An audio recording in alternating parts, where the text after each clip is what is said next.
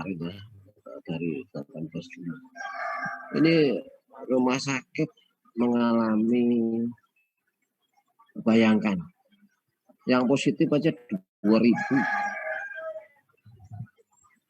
Kalau orang ini semuanya masuk rumah sakit. Rumah sakit kita itu yang besar maupun yang kecil sekitar 78. Nah, kita bagi itu. Dan semuanya akan menuju rumah sakit yang diindikasikan untuk layanan COVID sebagai rujukan utama. Yaitu satu rumah sakit Sarjito, kemudian RSGM, kemudian satu Harjunito. Tapi rumah sakit lain juga sama karena tidak boleh menolak tadi. Dan apa yang terjadi? Kritikalnya itu ICU-nya juga sama, udah yang masuk rumah sakit itu jelek-jelek dengan mempunyai resiko terjadi suatu kematian. Dan bornya itu sudah mencapai hampir 85% lebih ya, rata-rata 85. Itu sudah suatu tidak ideal. Pasti menolak pasien. Artinya apa? Bahwa rumah sakit tersebut nggak bisa, kalau bornya itu 85% itu nggak sempat diri untuk membersihkan tempat tidur. Ya, pulang, kemudian pasien datang, pulang, pasien datang. Itu nggak bisa bahkan di RSA itu UGD antri.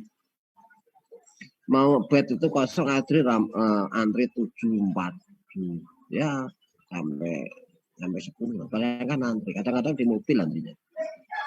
Ngeri kan nantinya itu adalah karena apa? Kolap. Ini adalah satu hal yang kolap. Kita tahu bahwa ini lonjakan juga sampai 8 ini 5 sekitar Juli ya, tanggal 15 kemarin. Nggak ada dari trennya kasus konfirmasi DIY itu tidak ada turun-turunnya, naik terus. Apakah ini naik terus atau melandai? Kita juga nggak tahu. Gagap untuk sama-sama memprediksi. Dengan sudah melakukan suatu PPKM, kalau seandainya melandai itu kemudian sewa sementara, kemudian akan menjadi gelombang naik PPKM lagi. Oke, kita nggak akan mensikapi mengkoreksi ataupun memberikan hal-hal yang, karena kalau masyarakat ini akan naik terus misalnya, tidak pernah melandai, maka kekolapan itu tidak hanya di rumah sakit, itu semuanya akan kolap. Karena nggak bisa makan. PPKM akan berlaku terus kapan? Jadi kita tahu. Tapi rumah sakit itu kesiapannya bagaimana? Terus terang rumah sakit mengalami suatu hal yang ya, artinya nggak siap lah. Karena begitu banyaknya. Belum pernah ada hal yang demikian, karena memang ya inilah suatu pandemi yang kalau saya ada suatu nilai positif dan juga ada nilai negatifnya. Negatifnya kita porak-poranda, positifnya itu ada suatu inovasi-inovasi baru yang terbit atau yang timbul saat pandemi. Contohnya, sekarang ada kelangkaan oksigen. Itu mata kita baru terbuka bahwa oksigen di Indonesia itu hanya produksinya hanya 70% dari kebutuhan. Kenapa nggak dibikin?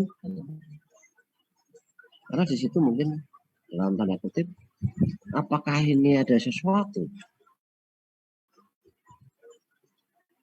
Oksigen kan hanya membutuhkan suatu alat, bahan bakunya sudah tinggal mesin. Tapi kenapa nggak diproduksi? Tanda kutip itu suatu pertanyaan yang dijawab nantinya dalam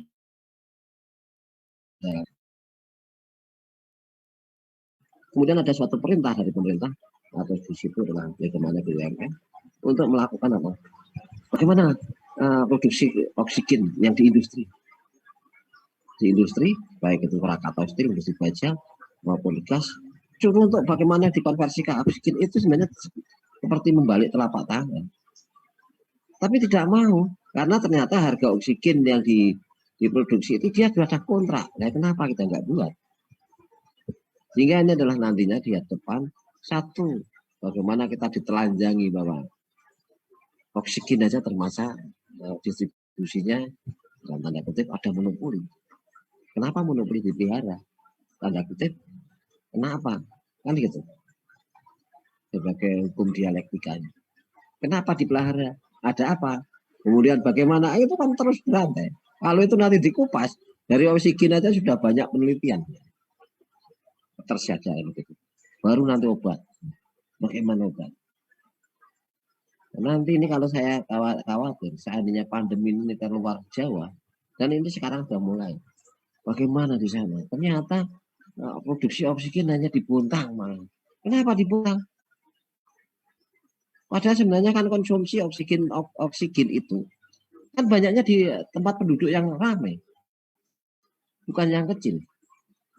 Harusnya di Jawa. Ternyata apa? Mungkin transportasi, tanda kutip. Siapa yang menguasai? Ini adalah suatu hal yang nanti akan kita kaji-kaji bagaimana rekomendasi dari FKKM. Apakah nantinya suatu saat itu kita mendapatkan ada sesuatu yang ganjil, kemudian dilakukan suatu kebijakan bahwa ternyata nanti tiap provinsi harus punya suatu pabrik oksigen. Karena oksigen itu sama dengan kalau orang itu belum sakit, oksigen itu nggak sadar kalau bilang itu. Tapi saat sakit bagaimana? Warga kita sakit, butuh oksigen di ICU, oksigennya mati, apa yang terjadi? Kita bisa memprediksi ketar-ketir. Sekarang itu ketar-ketirnya itu jam demi jam. Nah ini, dan ini baru kita selesaikan. Ini adalah ditelanjanginya. Sistem kesehatan kita sebenarnya demikian tidak baiknya. Bagaimana? Contohnya PPKM. Sebenarnya PPKM itu zaman saya di Puskesmas tahun 80-an mungkin sama Dokter Indro. Di atas saya Dokter Indro. Ini jalan, tapi sekarang tidak jalan. Apa sebabnya? Mungkin proses desentralisasi. Bagaimana? Dulu yang namanya orang menemukan suatu difteri, Puskesmas itu dapat insentif. Tapi sekarang menemukan bagaimana COVID itu dia malah aib. Itu satu jadi lupa. Ini adalah suatu bagaimana seharusnya itu puskesmas bagaimana rumah sakit ini tidak kolaps. Sebenarnya bisa ditangani di puskesmas itu. Yang ringan kenapa nggak dirawat di sana di puskesmas bantu? Ada dokter, ada perawat. Kenapa harus dirujuk? Ada apa di sana? Kalau seandainya puskesmas itu jadi rumah sakit mini yang di situ adalah melakukan bagaimana merawat pasien yang memang ringan-ringan, kan nggak perlu dirujuk di kabupaten yang berjubel. Cukup yang berat-berat di sana. Hingga nantinya oke, yang berat-berat nggak cukup. Berarti di situ ada suatu proses penambahan.